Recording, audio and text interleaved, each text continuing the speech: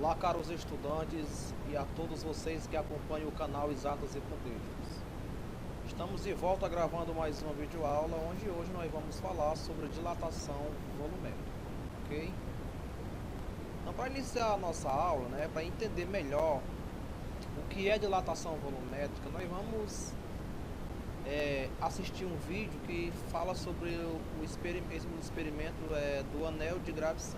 Se vocês observar, o anel de Gravesand, ele é um anel metálico fixado em uma haste de metal revestida de um cabo de madeira, uma esfera metálica maciça preso em uma corrente fixada em uma pequena haste metálica que também tem um cabo revestido de madeira. Então, se a gente observarmos tanto o anel quanto a esfera, a haste que compõe os mesmos tem um cabo de madeira, certo? Por quê? Porque a madeira, gente, é um isolante térmico. Ela vai evitar que os usuários dessas ferramentas possam se sofrer um pequeno acidente, como por exemplo uma queimadura, tá certo? Muito bem.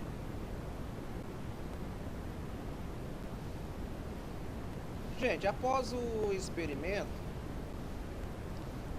vamos fazer um pequeno comentário sobre o experimento. Se nós observarmos inicialmente, o anel, a esfera metálica, maciça, ela não estava passando pelo anel de Gravesand. Quando o anel de Gravesand foi aquecido em uma fonte de calor, então ela sofreu uma pequena dilatação superficial, porque o raio aumentou, o raio do orifício do anel aumentou e, consequentemente, a superfície do anel sofreu uma dilatação superficial, aumentando a área, e isso possibilitou a passagem da esfera pelo anel, certo, gente? Em seguida, o anel de Gravesand ele foi resfriado. Então, nesse caso, ele sofreu o quê? Uma contração térmica, certo? E aí, novamente, a esfera não ficou passando pelo orifício, certo? Então, quando a esfera foi levada à fonte de calor, com a variação da temperatura aumentou, o raio da esfera também aumentou. E isso proporcionou uma dilatação no volume da esfera. E é esse aumento de volume que nós chamamos de dilatação volumétrica, certo? Então, para que a esfera voltasse novamente a passar pelo orifício do anel de Gravesand, foi-se necessário que o anel novamente ele fosse submetido à fonte de calor, certo? Então, quando o raio do orifício aumenta, a superfície do anel aumenta a sua área, e isso permite a passagem da esfera pelo orifício, pelo buraco, ok? Muito bem. Então vamos trabalhar algumas propriedades da dilatação volumétrica. A dilatação volumétrica ela afeta todas as dimensões de um corpo, certo? Então, quantas dimensões o corpo tiver, a dilatação volumétrica ela vai afetar essas dimensões. E é isso que vai provocar o aumento de volume, certo? A segunda propriedade diz que a variação no volume ela é proporcional à variação da temperatura, ΔT, e ao volume inicial, V0 do corpo. O que eu quero dizer com isso? Quero dizer o seguinte: se a temperatura em que o corpo foi submetido aumenta, então o volume inicial vai aumentar e, consequentemente, vai aumentar a variação do volume desse corpo. Então vamos analisar aqui logo abaixo a figura 1 e a figura 2, que ilustra essa propriedade. Então nós temos aqui na figura 1, foi ligado. Então, o que acontece? Quando essa de calor é ligada, a temperatura começa a aumentar. E aí as moléculas ficam mais agitadas e vai provocar uma variação no volume do corpo, certo? Então, com o aumento da temperatura, esse bloco em forma de paralelepípedo maciço vai sofrer uma variação no volume, e é isso que nós vamos chamar de dilatação volumétrica. E para compreender, né, vamos dar continuidade, passar adiante. Dilatação de sólido oco. Um corpo sólido oco sofre dilatação térmica da mesma forma que um sólido de um mesmo material. Mas por quê? Isso significa dizer que mesmo o sólido sendo oco, ele vai sofrer uma dilatação da mesma forma que um sólido maciço. Porque a dilatação volumétrica ela vai afetar todas as suas dimensões, tá? Vamos aqui trabalhar um exemplo. Por exemplo, o volume interno e vazio de uma panela aumenta com a elevação da temperatura, como se a panela fosse maciça, ou seja, como se aquele espaço vazio, né, interno da panela tivesse todo preenchido. O mesmo efeito ocorre com o anel de ouro, que se dilata como se o orifício fosse preenchido de ouro. Então, galera, a figura abaixo ela vai ilustrar essa situação. Aqui no lado esquerdo nós temos um cubo oco, né? Vocês podem observar que não tem nada no seu interior. E aqui do lado direito nós temos um cubo maciço, ele está todo preenchido. O que é que acontece? A mesma dilatação volumétrica que o cubo oco vai sofrer, o cubo maciço também vai sofrer. Por quê? Porque eles vão sofrer alterações nas três dimensões, ó, largura, na altura e no comprimento. Então, como a dilatação volumétrica vai afetar todas essas dimensões, logo eles terão a mesma dilatação térmica. Deu para entender isso? Vamos agora aprender a fazer o cálculo da dilatação volumétrica. A dilatação volumétrica significa dilatação no volume, ou seja, o aumento de volume. Então, esse aumento de volume nós vamos chamar de ΔV, certo? Então, ΔV será igual a V0 vezes gama e vezes ΔT. O que é o ΔV? O ΔV é a variação de volume. O que é o V0? É o volume inicial. O que é o gama? É o coeficiente de dilatação volumétrica, certo? Então, ele depende do tipo de material, certo? Então, gente, existe uma relação entre o coeficiente de dilatação volumétrica, que é o gama, e o coeficiente de dilatação linear. Por quê? Existe algum problema que você, estudante, vai se deparar e que a questão vai fornecer apenas o coeficiente de dilatação linear. Então, quando você se deparar com esse tipo de situação, para você obter o coeficiente de dilatação volumétrica, você vai precisar multiplicar ele por 3. Sendo assim, o nosso coeficiente de dilatação volumétrica, o gama, vai ser igual a 3 vezes o alfa, que é o coeficiente de dilatação linear. E por fim, o ΔT significa a variação da temperatura. O que é a variação? É o aumento da temperatura, certo? Então, gente, para compreender melhor essa expressão, vamos agora colocá-la em prática, né? Respondendo o nosso primeiro exemplo. Uma esfera de aço que possui volume de 50 centímetros cúbicos está em equilíbrio térmico com uma mistura de gelo fundente a 0 graus Celsius. Qual é a variação do volume quando sua temperatura se estabiliza com uma mistura de água fervente a 100 graus Celsius? Dado, né, o coeficiente de dilatação linear do aço igual a 15 vezes 10 elevado a menos 6.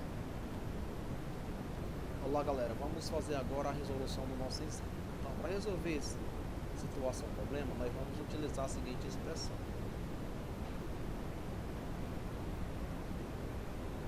ΔV é igual a V0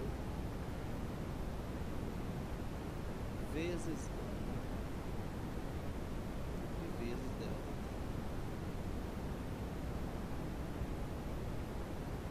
Certo? Então a questão que nos cobra a gente calcular a variação do volume, certo? A variação do volume. Então delta V vai ser igual. Quem é V0? V0 é o volume inicial, nesse nosso caso é 50.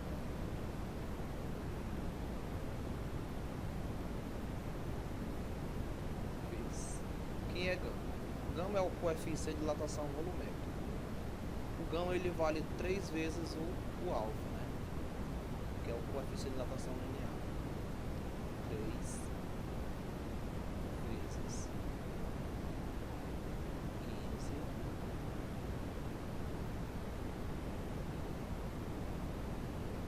vezes 10 elevado a 6. E vezes delta T. O que é delta T? Delta T é a variação da temperatura. É 100 menos 0. Dá 100.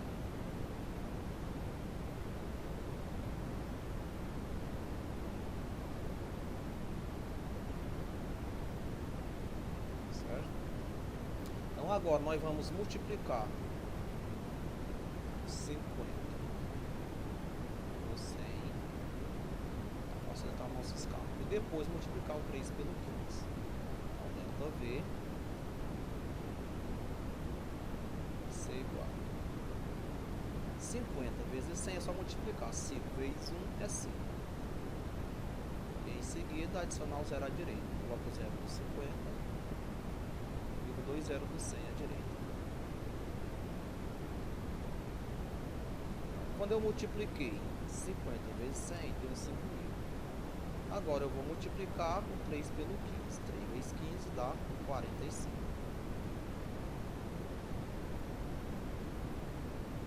E vou repetir no final a potência.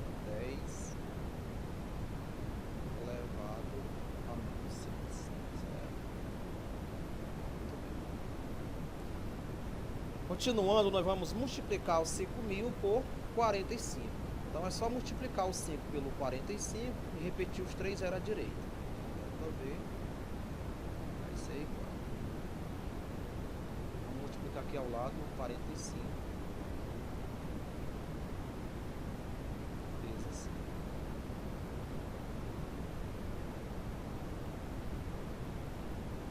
5. 5 vezes 5 dá 25. Baixa o 5 e vem um 2 para o próximo algarismo. 5 vezes 4, 20. 1, 2, 22.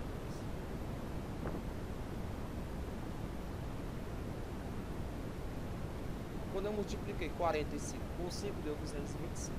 Então, 5 vezes 45, 225.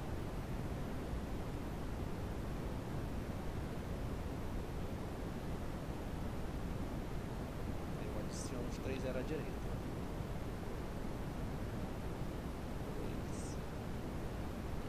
Deu 225.000. E no final repita a potência. 10 elevado a menos 6. Certo? O que eu vou fazer agora é colocar o 225.000 em notação científica. Delta V fica igual.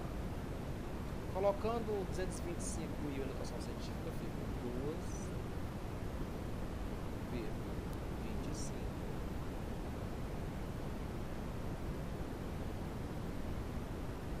vezes 10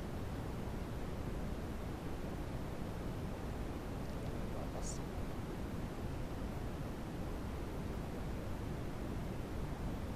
Por quê? 225.000, notação científica dá 2,25 vezes elevado a 5. Veja, porque quando eu colocar a vírgula nessa posição aqui, ó, eu tenho deslocado 5 casas decimais para a direita. Então, se as casas decimais estão à direita da vírgula, então o expoente fica positivo, certo? E agora, no final, eu repito 10 elevado a menos 6.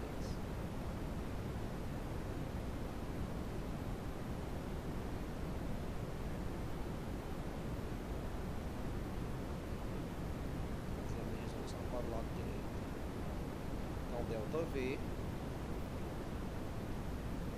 é igual 2,25 vou repetir. E vou calcular agora as potências, certo? Produto de potência de mesma base, repete-se a base e soma os expoentes. Então, se a base é 10, eu repito 10. E agora eu vou somar os expoentes. Somando 5 menos 6 dá menos. Então, delta V dá 2,25 vezes elevado a menos 1. Esse 10 elevado a menos 1, certo? Significa dizer que eu posso deslocar a vírgula está nessa posição uma casa para a esquerda. Delta V, variação do volume, que igual a 0,225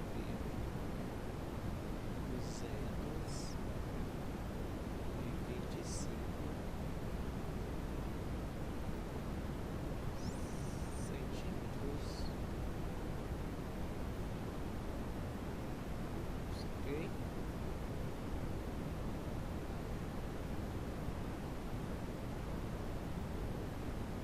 Então, galera, a variação do volume, né, que essa esfera de aço vai sofrer, né, quando tiver submetido a temperatura de 100 graus Celsius, vai ser 0,225 centímetros cúbicos, certo? Forte abraço a todos e até a nossa próxima